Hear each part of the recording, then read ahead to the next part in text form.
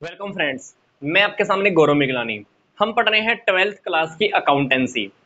पीछे वाली वीडियो के अंदर हमने देखा है कि पार्टनरशिप के फंडामेंटल्स, सिंपल सिंपल सी बातें हमने पीछे वाली वीडियो में देख ली हैं।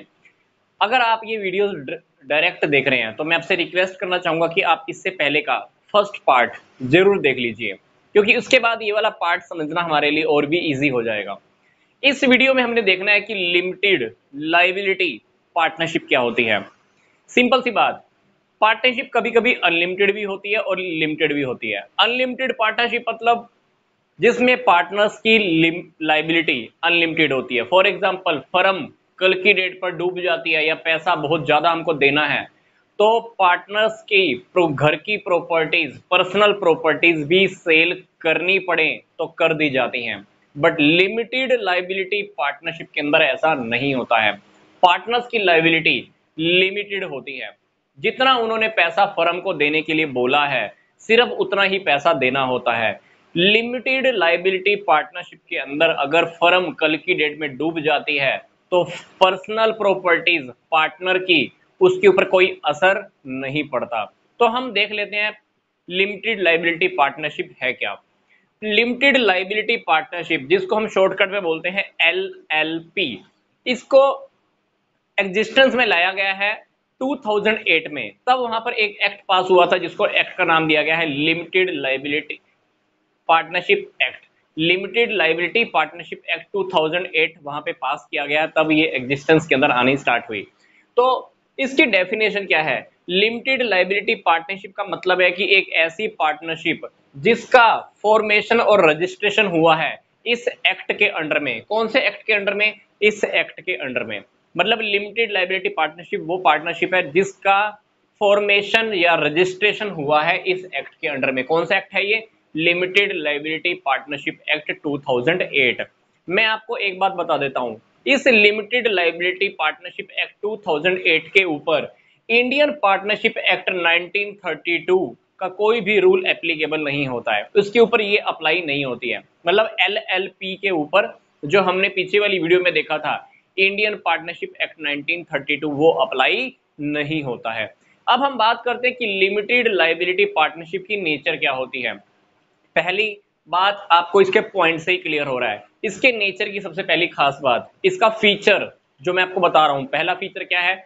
इसमें पार्टनर्स की लायबिलिटी लिमिटेड होती है, सेपरेट लीगल एंटिटी होता है, परपेचुअल सक्सेशन होता है। मतलब पार्टनर्स आते हैं चले जाते हैं, किसी की डेथ हो गई, किसी की रिटायरमेंट हो गई, फर्म के ऊपर कोई फर्क नहीं पड़ता, फर्म चलती रहती है। फर्म के अंदर लिमिटेड लाइबिलिटी पार्टनरशिप के अंदर, मैं आपको बोल रहा हूं, लिमिटेड लाइबिलिटी पार्टनरशिप के अंदर कम से कम 2 मेंबर होने चाहिए, पर मैक्सिमम मेंबर कितने हैं ये बात क्लियर नहीं होती है। तो ये है हमारी लिमिटेड लाइबिलिटी पार्टनरशिप के फीचर्स, नेचर। कुछ फीचर अब हम लिमिटेड लाइबिलिटी पार्टनरशिप के और भी अच्छे से क्लियर कर लेते हैं एक पॉइंट के थ्रू। हमको एक डिफरेंस देखना है पार्टनरशिप फर्म के अंदर, सिंपल पार्टनरशिप फर्म और लिमिटेड लाइबिलिटी पार्टनरशिप फर्म, दोनों के अंदर क्या डिफरेंस है। ये डिफरेंस जब आप देख लेंगे तो आप लिमिटेड लाइबिलिटी पार्टनरशिप के कुछ खास बात आपको और भी पता लगने वाली है। तो हम देख लेते हैं डिफरेंस। अब पहला डिफरेंस, पार्टनरशिप के ऊपर एक्ट अप्लाई होता है 1932, जबकि लिमिटेड लाइबिलिटी पार्टनरशिप के अंदर कौन सा एक्ट अप्लाई होता है? 2008 का limited liability partnership act 2008। Limited liability partnership, इसके ऊपर ये एक्ट है, मैंने पहले भी बताया है। दूसरी बात, पार्टनरशिप का आपको रजिस्ट्रेशन करवाना ऑप्शनल होता है, आप रजिस्ट्रेशन करवाओ या ना कराओ आपकी मर्जी होती है। पर अगर आप लिमिटेड लाइबिलिटी पार्टनरशिप बनाने जा रहे हो तो आपको रजिस्ट्रेशन करवाना कंपलसरी है। कहां पे रजिस्ट्रेशन करवाओगे? रजिस्ट्रार के पास। आप जिस स्टेट के अंदर आप अपना बिजनेस करने जा रहे हो, जिस स्टेट के अंदर आपको अपना ऑफिस बनाना है, उस स्टेट के रजिस्ट्रार के पास आपको रजिस्ट्रेशन करवाना कंपलसरी है। दूसरी बात, हमारा एक इसमें एग्रीमेंट होता है, इसमें कानून नहीं लगता है, एग्रीमेंट होता है। पार्टनर्स आपस में बैठे, डील हुई, चलो बिजनेस करते हैं, एग्रीमेंट हुआ, काम स्टार्ट कर दिया मान लो। पर इसके अंदर हमको कानून की जरूरत होती है, क्योंकि रजिस्ट्रेशन जब आप कराओगे तो कानून तो बीच में अपनी टांग अड़ाने वाला है। इसे कल की डेट में कुछ गड़बड़ करोगे, ये करोगे वो करोगे, आपको कानून के अकॉर्डिंग ही चलना होता है। अगली बात, नोट सेपरेट लीगल एंटिटी, इसके अंदर पार्टनर्स और पार्टनरशिप फर्म दोनों सेम होते हैं, पार्टनर्स और पार्टनरशिप फर्म दोनों सेम होते हैं, पर इसके अंदर ऐसा नहीं है। इसमें पार्टनर और पार्टनरशिप फर्म दोनों अलग अलग होते हैं।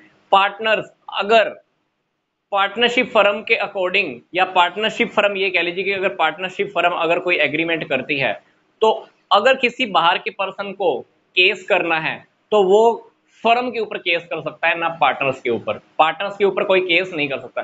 पर इसके अंदर पार्टनर्स और पार्टनरशिप दोनों एक ही होता है। केस आप किसी पे भी कर सकते हो क्योंकि सेपरेट लीगल एंटिटी नहीं है। अगली बात, परपेचुअल सक्सेशन नहीं होता। पार्टनर्स की अगर डेथ हो जाए तो हो सकता है कि वो फर्म बंद भी कर दें या फर्म बंद भी करनी पड़ती है, पर इसमें ऐसा नहीं है, फर्म चलती रहती है। पार्टनर्स आएंगे चले जाएंगे, तो ये पार्टनरशिप फर्म चलती रहती है क्योंकि हमारी लिमिटेड लायबिलिटी पार्टनरशिप है। इसके अंदर मैंने आपको बताया था कि कम से कम 2 मेंबर, मैक्सिमम 50 मेंबर होने चाहिए, मैक्सिमम 50। इसके अंदर कम से कम 2 मेंबर और मैक्सिमम की कोई लिमिट नहीं है, मैक्सिमम कितने भी मेंबर्स हो सकते हैं। अगली बात, अनलिमिटेड लायबिलिटी, ये बात मैंने आपको बताई थी पहले भी।